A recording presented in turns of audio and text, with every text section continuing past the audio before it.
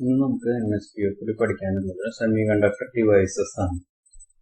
അതിനെക്കുറിച്ചുള്ള ഒരു ചെറിയൊരു ബ്രീഫിംഗ് മാത്രമാണ് ഇതിനെക്കുറിച്ചൊക്കെ നമ്മൾ പറഞ്ഞു പോകുന്നത്.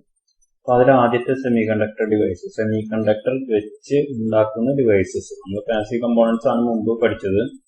അത് മൂന്നും റെസിസ്റ്ററും കപ്പാസിറ്ററും ഇൻഡക്ടറും അങ്ങനെയുള്ള കാര്യങ്ങളാണ് പറഞ്ഞത്, എക്സ്പ്ലെയിൻ ചെയ്തത് സർക്യൂട്ടിലെ ബേസിക് കമ്പോണൻസ് എന്നുള്ള നിരക്കിൽ. ഇനി ആക്റ്റീവ് കമ്പോണൻസ് എന്നുള്ള നിരക്കിലുള്ള കമ്പോണൻസിന്റെ ഡിവിഷൻസ് ആണ് ഈ വരുന്നത്. അതായത് സെമി കണ്ടക്ടർ ഡിവൈസസിൽ സ്റ്റാർട്ട് ചെയ്യുന്നത് ഡയോഡാണ്. ഡയോഡ് എന്ന് വെച്ച് കഴിഞ്ഞിട്ടുണ്ടെങ്കിൽ പ്രാക്ടിക്കലി എങ്ങനെ കാണാം, തിരിച്ചറിയാം എന്നുള്ളത് റൈറ്റ് സൈഡിലുള്ള ഫിഗറിൽ ഡയോഡിന്റെ പ്രാക്ടിക്കൽ ഫിഗർ ഉണ്ട്. അതുപോലെ തന്നെ ഡയോഡിന്റെ സിമ്പിളും തന്നെ അവിടെ കൊടുത്തിട്ടുണ്ട്. ലെഫ്റ്റ് സൈഡിലുള്ള ഫിഗറിലാണെങ്കിൽ ഡയോഡിന്റെ ഇന്റേണൽ സ്ട്രക്ചർ കാണിച്ചിട്ടുണ്ട്. അപ്പൊ ഡയോഡ് എന്ന് പറയുന്നത് എപ്പോഴും ഒരു 2 ടെർമിനൽ ഡിവൈസ് ആണ്. അതുപോലെ തന്നെ അതിന്റെ ഉള്ളിൽ 2 ലെയർ ഉണ്ട്. ഒരു പി ടൈപ്പ് എൻ ടൈപ്പ് എന്ന് പറഞ്ഞിട്ട് 2 ലെയർ ഉണ്ട്. അതുപോലെ ഒരു പിയും എന്നും കൂടി ചേരുന്ന ഒരു ജംഗ്ഷനും ഉണ്ട്. അപ്പോൾ ഇങ്ങനെയുള്ള കാര്യങ്ങളൊക്കെ നമ്മൾ ഡയോഡിന്റെ സ്ട്രക്ചറിൽ നമ്മൾ കാണിച്ചിട്ടുണ്ട്. ഈ ഡയോഡിന്റെ 2 ടെർമിനൽസിന്റെ പേര് anode, cathode. Anode positive terminal, cathode negative terminal. ഇതിന്റെ മെയിൻ ആപ്ലിക്കേഷൻ എന്ന് പറയുന്നത് റെക്ടിഫിക്കേഷൻ ആണ്. റെക്ടിഫിക്കേഷൻ പറഞ്ഞാൽ മൊബൈലിന്റെ ചാർജിങ്, അതുപോലെ പവർ സപ്ലൈ സർക്യൂട്ട്സുകൾ ഉണ്ടാക്കാനൊക്കെ ആയിട്ടാണ് കൂടുതലായിട്ടും ഡയോഡുകൾ നമ്മൾ ഉപയോഗിക്കുന്നത്. അടുത്തത് നമുക്ക് അതുപോലെ തന്നെ പഠിക്കാനുള്ള ഒരു സംഗതിയാണ് ട്രാൻസിസ്റ്റർ. ട്രാൻസിസ്റ്റർ എന്ന് പറഞ്ഞതിന്റെ എങ്ങനെ കണ്ടാൽ എങ്ങനെ തിരിച്ചറിയുന്നതിന്റെ പിക്ചറാണ് നമ്മൾ ലെഫ്റ്റ് സൈഡിൽ മുകളിലായിട്ട് കൊടുത്തിട്ടുള്ളത്. റൈറ്റ് സൈഡിൽ താഴെയായിട്ട് കൊടുത്തിട്ടുള്ള ട്രാൻസിസ്റ്ററിന്റെ ടൈപ്സ് ആണ്, ഡിഫറെന്റ് ടൈപ്സ്. അപ്പൊ ടൈപ്സിൽ വ്യക്തമായിട്ട് എഴുതിയിട്ടുണ്ട് BJT, bipolar junction transistor, BJT എന്ന് വെച്ചാൽ. പിന്നെ FETകൾ, അങ്ങനെ കൊണ്ടാണ് തിരിയുന്നത്. അപ്പോ ബൈപോളാറും അല്ലെങ്കിൽ FETകൾ എന്ന് പറയുന്നതിന് നമുക്ക് വേണമെങ്കിൽ യൂണിപോളാർ എന്നും പറയാം.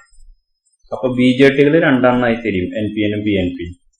FETകളാണെങ്കിൽ 2 എണ്ണമായി തിരിയും, FET, JFETും മോസ്ഫെറ്റും എന്ന് പറഞ്ഞിട്ട്. മോസ്ഫെറ്റിന്റെ ഉള്ളിൽ അഗെയിൻ 2 തരംതിരിവ്, ഡിപ്ലീഷൻ മോഡ്, എൻഹാൻസ് മോഡും. അങ്ങനെ അതിന്റെ ഉള്ളിൽ തന്നെ 2 N ചാനലും P ചാനലും. പിന്നെ JFET ആണെന്ന് വെച്ചിട്ടുണ്ടെങ്കിൽ ഡിപ്ലീഷൻ മോഡ് മാത്രമേ ഉള്ളൂ. അതിൽ N ചാനലും P ചാനലും മാത്രമേ ഇതായിട്ട് വരും. അപ്പൊ ഇങ്ങനെയൊക്കെ തരംതിരിക്കാം. ജസ്റ്റ് തരംതിരിവ് നിങ്ങൾക്ക് അറിയാൻ വേണ്ടി നിങ്ങളുടെ അറിവിലേക്കായിട്ട് പറഞ്ഞു തരുന്നതാണ്. ഇതിലിപ്പോ നമുക്ക് ഇന്ന് പഠിക്കുന്നതെന്ന് വെച്ചിട്ടുണ്ടെങ്കിൽ BJTയിലെ NPNും PNPയിലും കേസാണ് നമ്മൾ ഇന്ന് കമ്പോണന്റ് എന്നുള്ള നിലയ്ക്ക് നമ്മൾ ട്രാൻസിസ്റ്റർ എന്നുള്ള ഹെഡിങ്ങിൽ പഠിക്കുന്നത്. അതില് NPN PNP ട്രാൻസിസ്റ്ററിന്റെ സ്ട്രക്ചറാണ് ഈ വരച്ചിട്ടുള്ളത്. അത് കണ്ടാൽ തന്നെ നിങ്ങൾക്ക് മനസ്സിലാക്കണം. ഒരു 3 ലെയർ ഡിവൈസാണ് NPN, PNP, അങ്ങനെ 3 ലെയേഴ്സ് ഉണ്ട് അതിൻ്റെ ഉള്ളിൽ. പിന്നെ അതുപോലെ തന്നെ ഡയോഡിൽ ഒരു ജംഗ്ഷൻ ഉണ്ടായിരുന്നുള്ളൂ, ഒരു P ടൈപ്പും N ടൈപ്പും കൂടി ചേരുമ്പോൾ. ഇവിടെയാണെന്ന് വെച്ചാൽ അങ്ങനത്തെ 2 ജംഗ്ഷൻ വീതമുണ്ട്. അപ്പോൾ 2 ജംഗ്ഷൻസ് ഉണ്ടാവും.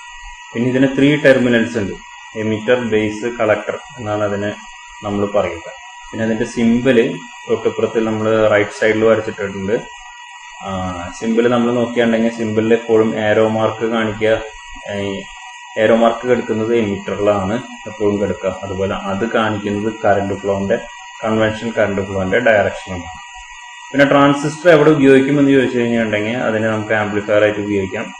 അതാണ് വെൽ നോൺ ആപ്ലിക്കേഷൻ എന്ന് പറയുന്നത് നമ്മുടെ മുമ്പിൽ. അതായത് പബ്ലിക് അഡ്രസ് സിസ്റ്റം ആയിട്ടുള്ള നമ്മുടെ സ്കൂളുകളിലൊക്കെ ഉപയോഗിക്കുന്ന ആംപ്ലിഫയിങ് സിസ്റ്റം വരെ ട്രാൻസിസ്റ്ററിന്റെ ഉപയോഗത്തിന് ഉദാഹരണമായിട്ടുള്ള സെറ്റുകളാണ്.